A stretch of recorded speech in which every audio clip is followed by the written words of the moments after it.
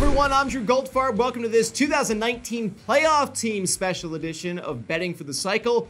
We're giving you 4 picks for upcoming baseball games, matchups, or prop bets, and trying to go 4 for 4 to bet for the cycle. Here's how this works. I'm going to be posing 4 potential wagers or daily fantasy comparisons. Our experts and I will each give you our picks and rank them based on how confident we are in the outcome. Least confident pick will be our single. Most confident pick will be our home run. We'll each have a pick we consider to be a home run, a triple, a double, and a single each and every week, giving us a chance at betting for the cycle. Our individual stats have been tracked all season long, including last week, and you'll see those pop up on the screen as we get going. As always, joined by Taylor Smith and Jim Baviglia. Guys, this week, all of our picks are going to be series picks, only involving teams competing for playoff spots. And after last week's giant collective whoops for all 3 of us, we're looking to get back into playoff shape ourselves too with our picks, because ouch. All right, first pick, an American League wildcard battle, the Tampa Bay Rays hosting the Cleveland Indians for 3 games. Taylor, which team comes away with the series win?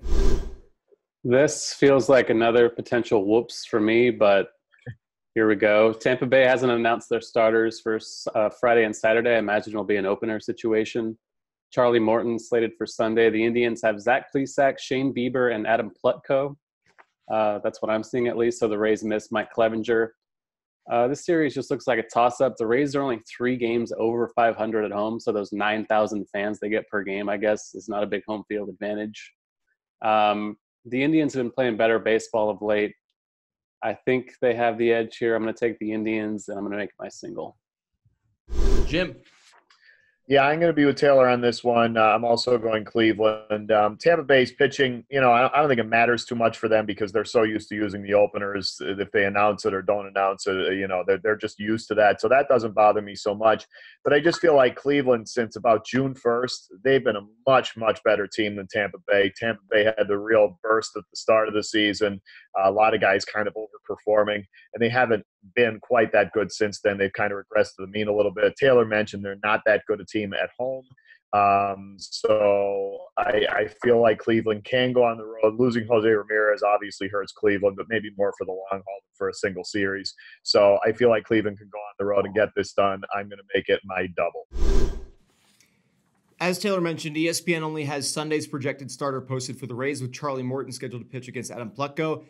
That matchup, I think, favors Tampa. In the other games, Cleveland should be sending out Zach Plesac and Shane Bieber. Indians have won 8 of Plesac's last 9 starts, though 4 of those wins came against Kansas City.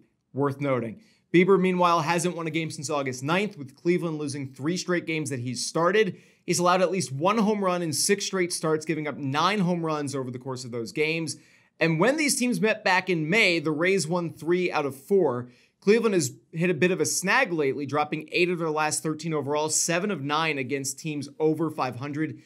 Tampa hasn't been great lately either, dropping 2 out of 4 to Baltimore of all teams and 2 out of 3 to Seattle.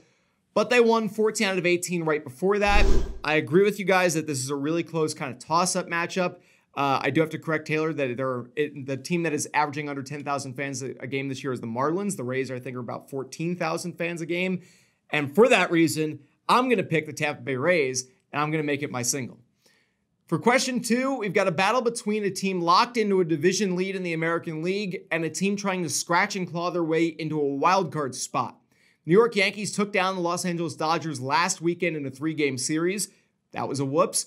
And now return to the Bronx to host the Oakland Athletics, a team that swept them in Oakland 1 week ago. Jim, who are you taking for this series? Well, I have a feeling I might be out on a limb on this one. They have an old saying in horse racing, horses for courses, where some horses just seem to match up well with others on certain tracks. And I feel like maybe the A's match up well with the Yankees. The pitching matchups seem to be going the A's way this week because they send out Fiers and Homer Bailey, who just beat the Yankees last week in that sweep. The Yankees won't have Tanaka. They won't have Patton, so those are arguably their 2 best starting pitchers. Obviously, the Yankees are a different team at home. They're a beast at home, so that is the one thing that's really scaring me about this pick. But Oakland needs the series a little bit more. And with those shots, not overly confident, but I'm going to make it Oakland my single. As Jim was mentioning, the A's swept the Yankees just a week ago in Oakland with Homer Bailey and Mike Fiers each picking up wins in that series. They'll pitch Saturday and Sunday against the Yanks this time around. Domingo Germán, J.A. Happ lost those games in Oakland. They'll match up the same this time around. Third game featured CC Sabathia facing Brett Anderson. Sabathia has been awful of late, failing to complete the fifth inning in 4 straight starts, all of them Yankees losses. Oakland has lost 3 straight starts from Anderson, so Friday's game promises to be, let's say, interesting. That's the word I'm going to go with. Aside from that series with Oakland 1 week ago, the Yankees haven't lost a series since dropping 3 of 4 to the Red Sox in late July. Despite their recent success against the Yankees, I'm not going to make the mistake of picking against the Bronx Bombers in back-to-back weeks. Yankees to win the series, and you know what? To try to make up for last week, I'm making it my home run. That cost me a triple last week against the Dodgers. Making it my home run this time around. Don't let me down, Bronx Bombers and Yankees. Let's see what you got. Taylor, break the tie between us here. A's or Yanks? So Brett Anderson is a lefty, and lefties against the Yankees tends to be death for the starting pitcher. I'm not really a fan of that matchup for him. Mike Fiers has been pretty much the most fraudulent pitcher in all of baseball this season. His xFIP is like 2 full runs higher than his ERA. That's got to come crashing down at some point, I would think. And why not against the Yankees at that bandbox stadium in the Bronx? So I got to make up for it too. I'm taking the Yankees. I'm going to make it my triple. Pick number 3, we switch to the National League. This is the first of 2 weekend series that feature a pair of teams battling for the wild card, with this one also being a race for the top spot in the NL Central as well, though there's a third team in that mix. This weekend, the Milwaukee Brewers visit the Chicago Cubs for 3 games. So which team comes away with the series win at Wrigley Field?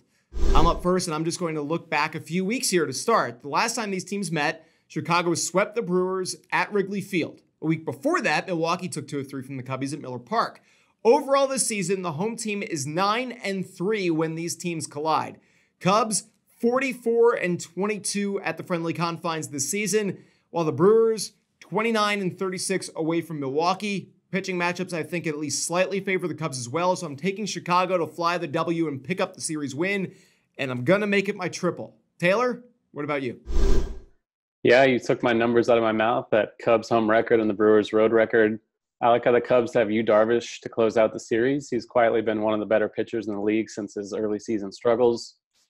Zach Davies, Gio Gonzalez, and Chase Anderson is not the most daunting trio, I'd say, for the Brewers this weekend.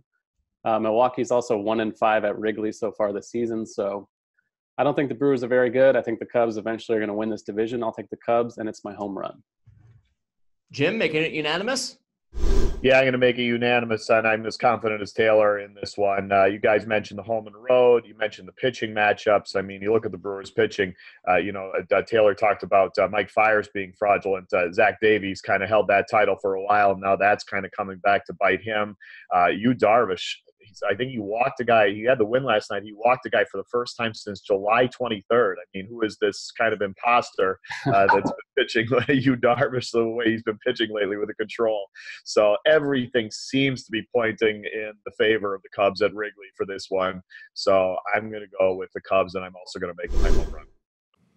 Last one to complete the cycle, an NL East battle. No real chance either team catches the Atlanta Braves for the division lead, but both the Philadelphia Phillies and the New York Mets are competing for postseason berths through the wild card. So, Taylor, which team will win this weekend series in Philly? This one's tough for me.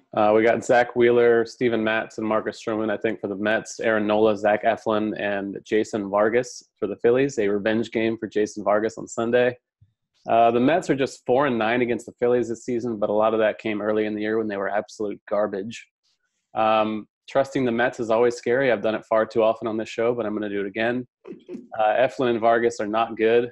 I will take the Mets, and I will make it my double, I believe. Jim. Yeah, I'm going to go on the other side in this one. We talked about home road with the Brewers and the Cubs. It's the same for this series. The Phillies are a much better team at home, something like 9 games above. The Mets are something like 9 games below. And you look at those pitching matchups, the 2 names that aren't in there are Syndergaard and DeGrom. So the Phillies have to be breathing a sigh of relief. Marcus Stroman has not pitched a good game, really, since he's been with the Mets, so he doesn't inspire a lot of confidence. Zach Wheeler hasn't is one good start, one bad start. And Steven Matz, is probably the best out of the three there for the Mets. Zach Eflin actually pitched well his last start, and I think there's still potential there for him. And Vargas obviously is a worry, but the Phillies have Aaron Nola going the first game, so there's a big edge there for them. So I actually feel pretty confident that the Phillies at home take care of this series. I hate to say that because I know Drew's, tried and true Mets, but I'm going to go with the Phillies, and I'm going to make it my triple. The Mets have been red hot in the second half against everyone that isn't the Atlanta Braves. New York hasn't dropped a series to a non-Georgia-based team since the series with the Giants in mid-July. Actually, the one game the Mets won in that series. After going 4-9 against the Phillies prior to the All-Star break, the Mets have 6 games left against the Phillies in the next 2 weeks to close out the season series. Pitching matchup should be entertaining. Zach Wheeler facing Aaron Nola, Steven Matz against Zach Eflin.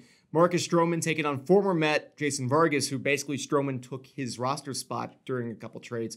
If you give Philly the Nola-Wheeler matchup, and I would give New York Stroman Vargas, Stroman, the Mets have won every game that he started since he was acquired near the trade deadline. So it comes down to Matz against Eflin. I like the Mets' chances there. I don't want to pick the Phillies to beat my Mets, so I'm going to take New York to win the series. Going to make it my double, relatively low confidence pick, but the Mets have been just on fire except against the Atlanta Braves since the All-Star break. Before we wrap things up, we're checking back in on our World Series picks. I've got Atlanta plus 420, speaking of which, to win the National League. Houston plus 170 to win the American League. At the moment, the Braves are plus 300, the Astros minus 140. I've got good value on both teams. I'm not changing it. I'm going to stick with what I've got. Taylor, you've got the Astros locked in a little bit better than me, plus 180. The Dodgers at plus 170. As I said, Houston minus 140. LA also minus 140 to win the NL. Any chance you're thinking of abandoning ship now for either of those teams? I'm really tempted by Washington at plus 650 in the National League, but I just can't bring myself to bail on the Dodgers at this point. So no, I'm going to stick with what I got. Jim, you locked in the Astros and the Dodgers. You've got plus 170 on LA, plus 150 on Houston. Do you want to pick the Washington Nationals at plus 650? No, I feel pretty good about the Dodgers. The Astros, the Yankees are playing well, but the pitching still worries me. The Astros did lose Carlos Correa, and it's hard to say with the back injury whether that lingers, but that means they only have 6 players with over 900 OPS instead of 7, so I think they could swing that. So I feel pretty good, and I'm going to keep with what I have. All right, well, that'll do it for this week's edition of Betting for the Cycle. Make sure to like, share, and subscribe to the Odds On Favorites YouTube channel. And check back next week, where we'll show you the stats of how we did and give you our latest picks. For Jim Bavili and Taylor Smith, I'm Drew Goldfarb. Thank you so much for watching. See you next time.